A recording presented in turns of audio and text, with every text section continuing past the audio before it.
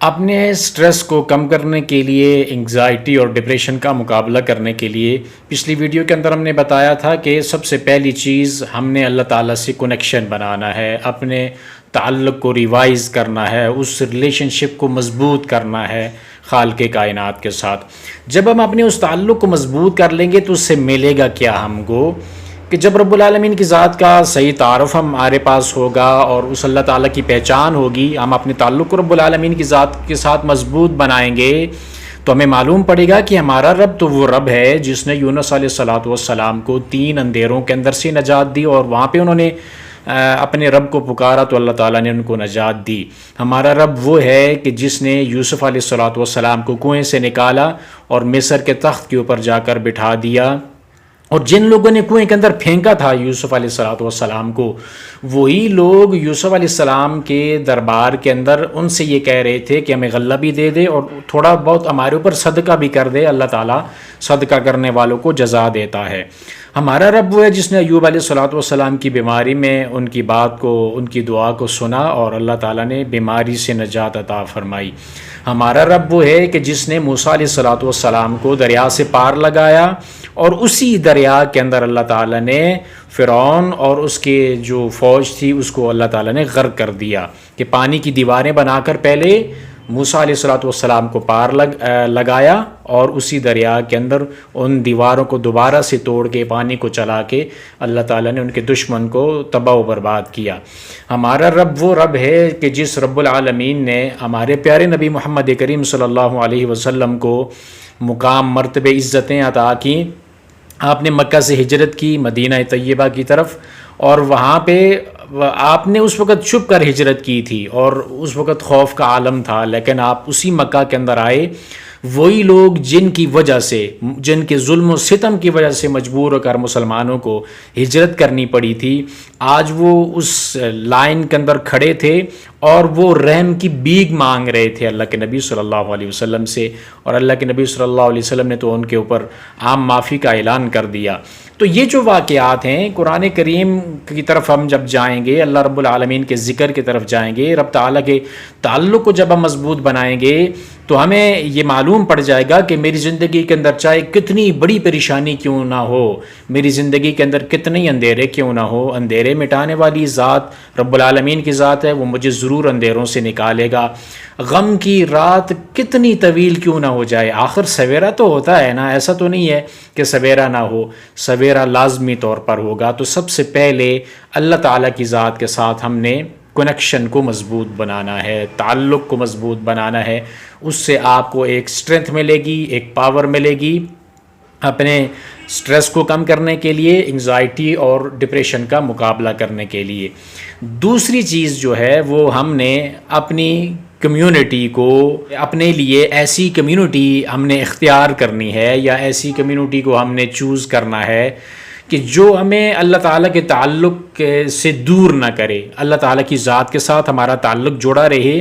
اور دوسرا یہ ہے کہ ہم لوگوں کے درمیان جب گل مل کر رہیں تو اس غم کی کیفیت، وہ جو پریشر ہے ہمارے دماغ کے اندر، وہ کم ہو جائے گا۔ لیکن اس کے اندر یہ لازمی طور پر دیکھنا ہے کہ ہم نے اپنے ڈپریشن کو کم کرنے کے لیے غلط سوسائٹی کو ہم نے نہیں چننا، ہم نے اپنے ڈپریشن کو کم کرنے کے لیے کسی ایسی چیز کا استعمال نہیں کرنا جس طرح نشہ آور چیزیں ہیں، یا سگریٹ ہے، نسوار ہے، کوئی ایسی چیز ہے، اس طرف ہم نے نہیں جانا۔ ہم نے اپنے ڈپریشن کو کنٹرول کرنے کے لیے، اپنی انگزائٹی کا مقابلہ کرنے کے لیے، اس کو دور کرنے کے لیے، اپنے سٹریس کو کم کرنے کے لیے، اپنے دماغ کو سکون دینے کے لیے، جہاں پہ جن لوگوں کو ہم نے چننا ہے وہ لوگ ہوں جو ہماری امیدیں بڑھانے والے ہوں، مایوس کرنے والے نہ ہوں، ہماری جو باتیں ہیں ان باتوں سے ہمیں یہ واپس تانے دینے والے نہ ہوں، بلکہ ایک مثبت سوچ رکھتے ہوں، جو ہمارے اس غم کی کیفیت کے اندر ہماری اگر بات کو سنیں تو ہمیں تسلی دیں، حوصلہ دیں، ہمیں اور زیادہ ڈی موٹیویٹ کرنے والے لوگ نہیں ہونے چاہیے۔ اور یہ جو صحبتیں ہیں یہ انسان کی زندگی کے اوپر بہت گہرا اثر رکھتی ہیں۔ اللہ کے نبی صلی اللہ علیہ وسلم نے ان صحبتوں کی مثال بیان کی ہے۔ آپ علیہ السلام نے فرمایا کہ اچھی جو دوستی ہے نا، اس کی مثال ہے خوشبو بیچنے والے کی طرح، اور جو بری دوستی ہے اس کی مثال ہے بٹی دونکنے والے کی طرح، جو بندہ اپنی بٹی جلاتا ہے اور اس کے اندر لوہے کو گرم کر کے لوہے کو تیار کرتا ہے۔ تو آپ نے فرمایا کہ جو خوشبو بیچنے والا بندہ ہے نا، آپ ممکن ہے کہ اس سے آپ خوشبو خرید لیں یا خوشبو آپ نہ خریدیں، تو خوشبو والوں کی عادت ہوتی ہے کہ آپ کو چیک کروانے کے لیے تھوڑی بہت دے دیتے ہیں، تو آپ اس سے ممکن ہے کہ آپ کو خوشبو آئے گی، ظاہر ہے جب آپ کو چیک کروائے گا، یا ممکن ہے کہ وہ تحفے کے طور پر آپ کو دے دے، جاننے والا ہو تو آپ سے وہ پیسے بھی نہ لے اور آپ کو وہ خوشبو تحفے کے اندر دے دے۔ تو یہ ہر حال کے اندر خوشبو بیچنے والا، اس کے ساتھ آپ اچھے رہیں گے۔ اسی طرح اچھی دوستی کی مثال ہے، اچھے دوست کے پاس بیٹھیں گے تو ممکن ہے کہ وہ اپنی اچھائی آپ تک ٹرانسفر کر دے، یا ممکن ہے کہ آپ اپنے غم کی کیفیت یا اپنی بات اس کے سامنے رکھیں تو آپ کو تسلی دے دے، اس سے بھی آپ کو فائدہ ہوگا، یا ممکن ہے کہ وہ آپ کو تسلی نہ دے بلکہ خود سے کوئی بات کر دے، آپ کی کیفیت کو دیکھے، پوچھے بھائی کوئی آپ پریشان نظر آ رہے ہیں، کسی غم کی کیفیت کے اندر ہو، بتاؤ میں کوئی تمہاری ہیلپ کر سکتا ہوں، ممکن ہے وہ تمہاری کوئی مدد کر سکے اور تمہارے اس غم کی کیفیت ہے وہ دور ہو جائے۔ تو اس طرح سے یہ اچھی دوستی کی مثال ہے۔ اور بری دوستی کی مثال آپ علیہ الصلوۃ والسلام نے اس بٹی دھونکنے والے، لوہے کو تیار کرنے والے کی طرح دی۔ آپ نے فرمایا کہ پاس بیٹھو گے نا تو آپ کے کپڑے جل جائیں گے، اس کی چنگاریاں اڑیں گی، آپ کے کپڑوں کے اوپر پڑیں گی تو وہ آپ کے کپڑے کو جلا دے گا، اور اگر بالفرض وہ چنگاری آپ کے اوپر نہیں پڑتی تو کم از کم اس کی بدبو تو آپ تک آتی رہے گی۔ اسی طرح گندے کردار ہیں، منفی کردار، جو نیگیٹو سوچ رکھنے والے لوگ ہیں معاشرے کے اندر، یا غلط راستے اختیار کرنے والے لوگ ہیں اور غلط راہوں کی طرف چلنے والے جو لوگ ہیں، وہ ان کی ہماری زندگی کے اوپر ایسا ہی اثر ہوتا ہے، یا تو پھر ہم ان کی عادتیں اپنا لیتے ہیں، ان کی طرح کے بن جاتے ہیں۔ جو نشئی کے ساتھ بیٹھے گا تو ظاہر ہے کہ ایک نہ ایک دن تو اس نے نشئی بننا ہی بننا ہے۔ تو اسی طرح کوئی بھی برا آدمی ہے، اس کی برائی کو یا تو ہم اپنا لیں گے یا اس کی برائی کا اثر ہم تک رہے گا، اور کوئی نہ کوئی دن ایسا آئے گا کہ ہم اس کی برائی کے ساتھ ساتھ خود پھنس جائیں گے۔ تو یہ اللہ کے نبی صلی اللہ علیہ وسلم نے مثال دے کر ہمارے سامنے بات واضح کی، تاکہ ہمیں معلوم ہو جائے کہ ہم نے جب بھی کمیونٹی کو اپنے لیے سلیکٹ کرنا ہے تو اس کے اندر ہم نے بہت احتیاط سے کام لینا ہے کہ کون کس کے ساتھ دوستی کر رہے ہیں ہم۔ تو اللہ کے نبی صلی اللہ علیہ وسلم کا ایک اور فرمان بھی آپ نے فرمایا کہ انسان اپنے دوست کے دین کے اوپر ہوتا ہے، تو اس کو چاہیے کہ وہ اچھی طرح دیکھ لے کہ وہ کس کے ساتھ دوستی کر رہا ہے۔ تو یہ کمیونٹی اپنے لیے وہ لوگ چننا، وہ دوست چننا، یا وہ محفلیں اٹینڈ کرنا کہ جہاں پہ آپ کو خیر اور بلائی کی بات ملے، جہاں سے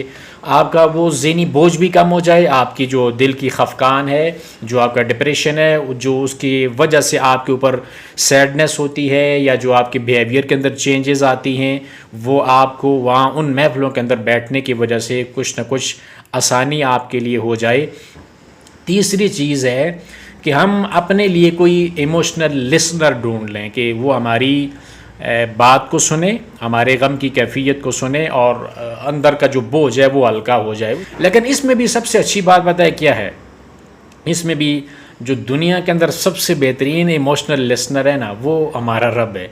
ہمارے رب سے زیادہ نہ کوئی ہمیں جانتا ہے، نہ ہمارے رب سے زیادہ ہم سے کوئی محبت کرتا ہے۔ جتنی بار بھی سنائیں گے نا وہ سنے گا، اس کا نام السمیع ہے، وہ سننے والا ہے۔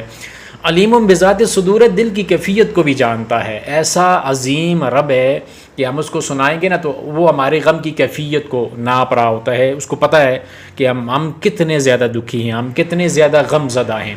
دنیا کے آپ کسی بھی بندے کو بتائیں گے نا تو آپ کو اس کو نہیں معلوم ہوگا کہ آپ کتنے زیادہ غم کی کیفیت کے اندر ہیں، وہ آپ غم ناپنے کا کوئی آلہ نہیں ہے، لیکن ہمارا رب جانتا ہے۔ سب سے بہترین ایموشنل لسنر اگر کوئی ہے تو وہ ہمارا رب ہے۔ کسی بھی جگہ پہ تنہائی کے اندر بیٹھیں، آنکھیں بند کریں اور اللہ رب العالمین کی کھل کر تعریف کریں، رسول اللہ صلی اللہ علیہ وسلم کے اوپر درود پاک پڑھیں، اور پھر اپنے غم کی کیفیت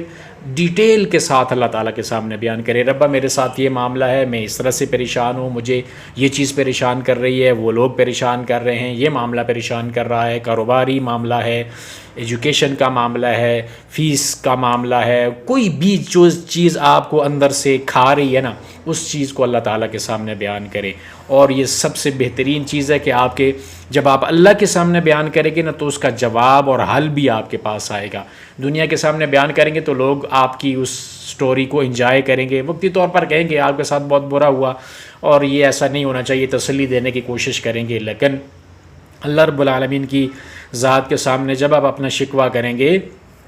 تو اس کا جواب بھی آپ کو ملے گا. جس طرح یعقوب علیہ السلام نے اپنے غم کی کیفیت کو صرف اللہ کے سامنے بیان کیا, انما اشکو بسی و حزنی الی اللہ, کہنے لگے کہ میں اللہ کے سوا کسی اور سے اپنے دکھوں کا, اپنے غموں کا کسی سے شکوہ نہیں کرتا.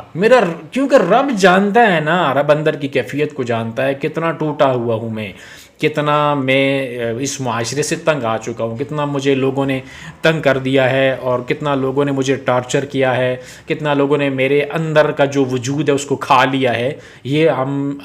ہمارا رب ساری کیفیتوں کو جانتا ہے. جب اللہ کے سامنے ہم اس چیز کو بیان کریں گے نا, اپنے اندر کی کیفیت کو ساری بیان کریں اور ساتھ میں دعا کر لیں کہ اللہ اس غم کی کیفیت سے مجھے باہر نکال دے.